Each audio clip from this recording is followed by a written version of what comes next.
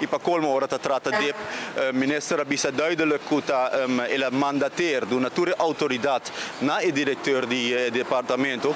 Dus nós jame a ding aan te punten in verdade depois de ano que o management a cambia na DEP, que é stand van zaken, que é update, que é pobisa over die plan nan kuting e visão e conta bij melhorar e serviço de tanto produto que o DEP ta do na pueblo de Aruba, anto para nós compreender que está passando, anto nós evaluar se é necessário para pedir nos minister para quizás intervenir a trobe.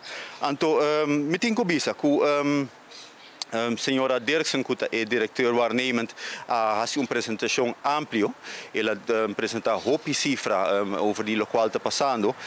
Para mencionar algum, é pobisa que o ano passado trata 1000 aanvragen para o residencial, dus para casnang, para pueblo, 1700 outro produto nang, dus huur, commercieel, uitbreiding.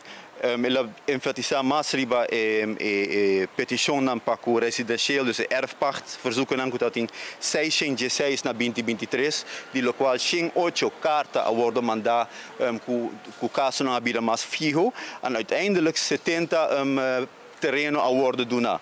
Também mencionar que para o precário aanvragen, 2023 dat het in 9 viaja mais casos não vão tratar comparado com 2022 e 75% mais verkavelingsplannen não vão tratar.